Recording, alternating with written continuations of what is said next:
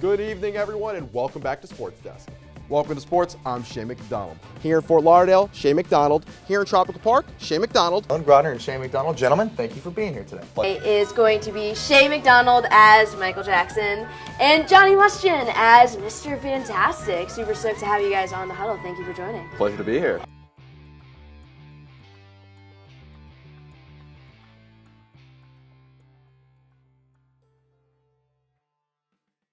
But Dr. Vakari doesn't only spend the time in this lab.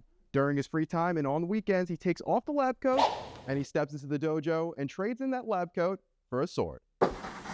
While the fridge in Coconut Grove is a great place to grab food and other necessities, it isn't the only place. Buddy System and their community fridges can be found all over Miami, including their one in Coconut Grove. There's one in Little Havana, Overtown, Florida City, and two in Little Haiti. Buddy System originally started during the COVID-19 pandemic as a grassroots effort that saw hundreds of volunteers go and pick up and deliver groceries to neighbors in need. And now because of these community fridges, they've been able to expand their efforts so much further than before. Just days after Veterans Day, the Victor Adaptive Sports Program brought veterans out to this shooting range here at the Trailblaze Range in Miami. And it's this program and community that makes everybody who comes through it feel like family. Canes football had a big-time senior night win, so let's take it to Hard Rock Stadium for the highlights. Miami taking on NC State, and Carson Beck checking out on Marty Brown, who gets popped here, loses the football. It's NC State ball, but Jacoby Thomas on the other end picks it off. He's going down the sideline. It looks like he has 6, but he wants a little bit of contact. Waves to CJ Bailey, says, bring it on. Trucks him into the end zone, and there goes 10 points for the Hurricanes early on here, getting it started. Bailey trying to recover, but he's going to throw it to Thomas again, his second pick on the day, 4th on the season. Now on offense is Malachi Tony, the high school quarterback, back-to-back games with a trick play with Tony throwing a pass, and JoJo Trader goes down inside the 5-yard line. And Marty Brown, making up for a mistake earlier, pushes his way into the end zone for the touchdown. Canes up 17 quick, but they're not satisfied. Beck in the pocket, lobs it up to Tony, and that's 24 points in the first half. The most he scored in the half since September into the second half. It's senior night, but the freshman's making consistent plays. Gerard Pringle, 116 yards on the day on the ground. He had a phenomenal day, and in the air, it's Josh Moore. Somebody call Randy, because that guy just got mossed, and the finishing touches. Who else but Malachi Tony running into the end zone? Canes score 40 and win 41-7. The Chargers going to capitalize with this dump off to Kamani Vidal in replacement of the injured Amarion Hampton. He's making the most of his opportunities. Another guy making the most of his opportunities, Devon A-Chain, scoring this touchdown, getting the Dolphins back in this one, to a finding Darren Waller, who's made plays week after week since returning from injury and retirement. But Justin Herbert, they call him the if man, but there's no if, ands, or buts about this one. To Ladd McConkey, who makes a man miss, goes down the sideline, brings the Chargers right into field goal range, and with the game winner, it's Dicker the kicker right between the uprights. 29-27, Chargers win this one over the Dolphins. The Dolphins lose another close one as turmoil seems to be brewing in the locker room, with quarterback Tua Tagovailoa calling teammates out for arriving late and not showing up to player-only meetings. At 1-5 on the season, the Dolphins are currently the 4th worst team in the league and are 1 game out of last place in the AFC East. Who's going to reach the finish line, and why? Look, I'm going to keep it on Drake May just for here, obviously. And you look down the schedule, he's going to have 2 more big games to prove it. He's going to have maybe Cincinnati if Joe Burrow's back healthy for that, but I doubt that. But he's going to play Buffalo one more time. He's going to play Baltimore one more time now that they're healthy. And during those games, you've seen him in these big games so far. Look what he did in Buffalo. Look what he did in Tampa. You want to talk about big games? Let me finish my point first. Yeah, and he elevates at the biggest spots. There's one quick stat I want to just mention here. Guys with 200 passing yards and over 100 passer rating in 8 straight games. Hasn't happened a lot. It is Aaron Rodgers in 2011, MVP. Drake May this season, Aaron Rodgers in 2020, MVP. Tom Brady in 2007, MVP. Peyton Manning in 2004, MVP. And that's why is Drake May is the MVP of this season. Look at what he's doing, people. And he's going to go down the rest of the season, and it's going to continue to stack up. The numbers are going to continue to go. And you see, as guys have been injured, as guys have come in and out, he's continuing to sustain the success, build up his resume, and he's going to finish the season strong. Watch out Baltimore, watch out Buffalo, watch out the AFC, because Drake May's coming. You know, got to shake up your hot sauce first. And so while we do this, my big one is we get a lot of quarterback talk when you're talking about the NFL, obviously. MVPs, all those different type of narrative conversations.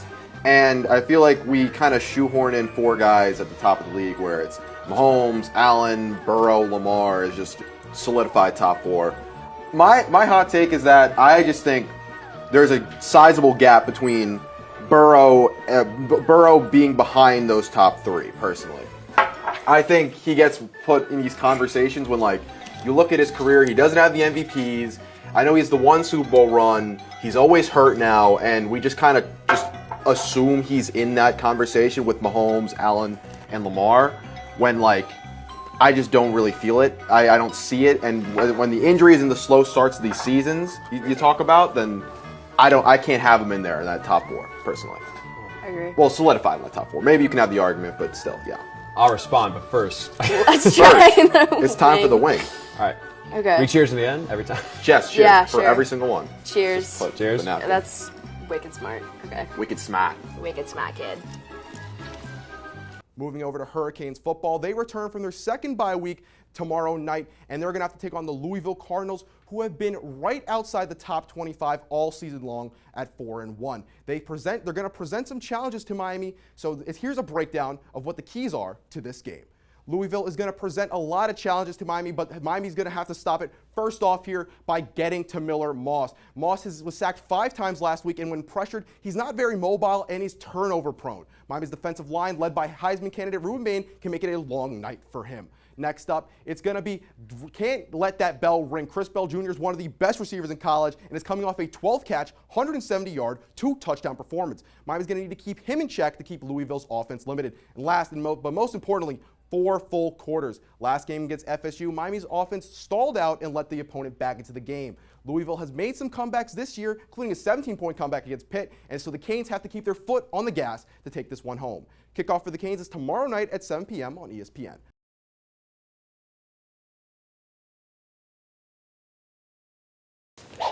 For 17 years, Vakari has been practicing Iaido, which is a Japanese swords art that dates back to the 1500s. Iaido focuses on being aware of your surroundings and staying calm in order to respond fast. And then all of a sudden you try to modulate this the flight or fight response. But if you control your breathing and you actually are able to maintain a calm during situations where there is adversity or stress. Vakari has taken the martial arts lessons of tranquility, focus, and detail, and has translated it into how he teaches, including inside the dojo. He was actually one of the first senseis that taught me Iaido. I distinctly remember it was the second lesson that I ever was here, that he was the one that actually really took the time out to really teach me the forms. And his traits as a teacher and a practitioner of Iaido blend together between the labs and the dojo. He's kind of like the opposite, because I get stressed out a lot and he kind of calms me down when I'm worried about like a project or something. But he also is very easily approachable. He's kind of sensei that even though he seems very easygoing at times, he actually has a very good eye for detail, if you ask me. And Dr. Vakari even taught me how to swing a sword properly. Look straight. Oh, okay. And then think that you're carrying somebody on top of you. There you go. Gotcha. And through the art of Iaido, not only is Vakari able to teach at a higher level, but live a better lifestyle too. Life is going to give you challenges, so take them with calmness as much as possible. Breathe, make a plan, and then execute. So, and that's how I go about doing things, so that that helps me live a healthier life. For UMTV, Shea McDonald.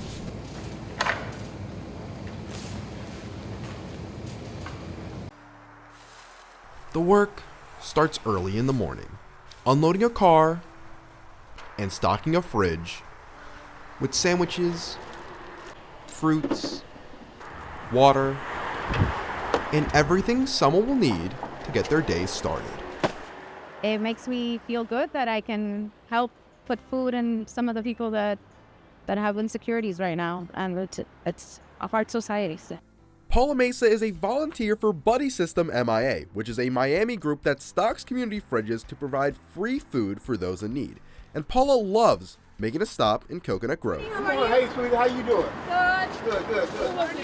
Good. Here, Coconut Grove, this one is my favorite because I get to see the residents every time they come. They share experiences, recipes, and it's nice. It's nice to get to talk to people. Food deserts are a nationwide problem. According to the USDA Food Access Research Atlas, nearly 19 million Americans, or about 6% of the population, live in areas with limited access to affordable and nutritious food. And that's why these fridges are needed not only in Miami, but everywhere. We went from, supporting 100 to 200 people a week to, well over 1,000 a week. So it's definitely increased our ability to support more people. But despite the efforts from Buddy System and other similar initiatives, one issue remains. There's never enough for everyone. But also it's a little heartbreaking at times because there's never enough. There's more we can be doing, and that's something I'm definitely working towards. And so the work never stops. We have more people today, so we want to make sure everybody gets something. Each month, the group hosts food distributions allowing residents to either sign up or walk in and grab a variety of options to help themselves sustain. And for those who come, it means everything. They're very nice. During COVID, they helped us a lot also. So anything we appreciate because we're on a tight budget with Social Security and everything is so expensive now. Carol is just one of thousands of people affected by Buddy System's efforts. In 2024 alone, they serviced over 5,000 Miami residents and repurposed 245,000 pounds of food. Whether it's Thanksgiving or just another Thursday, Buddy System stands for making sure people don't go hungry. And across fridges like this one in Coconut Grove, the reason is simple. It's all in the name of community, love, and family. For UMTV, I'm Shea McDonald. Thank you. Hold it up, aim about the top of that house right there. Top of the house right there. Okay. Keep both eyes open. Pull. Captain Jake Jacobson is a decorated veteran of both the United States Marine Corps and Army. But these days he spends his time at the Trailglades Range in Miami, an unlikely place to stumble upon a program that aims to give back to those who have served. About 2 years ago, I came here. I was shooting at the range, and I saw some of the veterans shooting, and I asked if I could join about 2 years ago. So since then, we've been shooting every Wednesday, and it's been a great thing shooting with veterans every week. Captain Jake is a coach for the Miami-Dade County Victor program, a recreational therapy that integrates veterans back into the community through sports. Terry, you pretty much, you're part of that 1%. So when you get out, you're pretty much involved with the whole 99%, and sometimes you don't know how to click, how to react, how to connect. And so the program builds itself around making connections between veterans that go beyond Hands work. up. Perfect. Good shooting. Oh, excellent. Trophy and turkey, all right? Okay, thank you. As long as there's more than one veteran with the sport, they're connecting in some way, shape, or form. It's not always what you think. It's not always a conversation of, hey, where'd you serve, this, and that, and the other. But it's more about the undefined silence that they sometimes share, having, a brother or sister in arms with you. And that silent understanding helps every bit in the healing process. Now, maybe National Basketball Day, but there's another holiday important to us here at News Vision. It's time to dig in because we are celebrating the 82nd National Nacho Day. Nachos were invented in the 1940s after Ignacio Nacho Anaya improvised a dish of leftover ingredients to serve a group of women in a southwestern restaurant. Since then, the dish spread in popularity, and nachos have become a staple in Mexican restaurants across the nation, with National Nacho Day being one of the longest national food holidays in the U.S. Now let's just take a bite over here. You see this phenomenal plate of nachos right from SoCal. I mean, who wants to go first? I mean, we got them right here. I'm ready to dig in. Let's do it. I'm going to dig in. There we go. Happy Nacho Day, guys. Oh. Cheers, everyone. Cheers. Cheers. Cheers. Well, that's all the time that we have for this week's edition of News Vision. Thank you for joining us. We will see you again next week. Same time, same place. Hopefully some more nachos. Have a great night.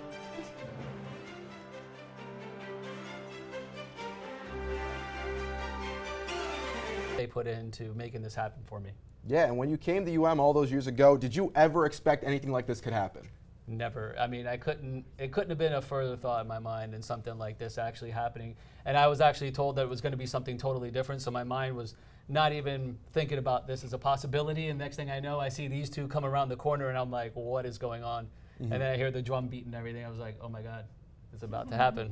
Yeah, I mean, and I think it comes from all of us here at Sports Desk. The amount of work you've put in to help this show grow, and I think, 6 straight CTA awards currently? Yeah, who's counting? But I mean, hopefully we make it 7 soon, and It's been an honor to be a part of this program that you've put together here at UM. We thank you for all the work you've done. Shea McDonald from Yeah, sports. you know, I think when you judge a bear, it's a lot like judging sports. A lot of it goes into it, and you know, I think it's a really fun competition. Wrong way, but it was really tough. Taryn, which was your favorite bear?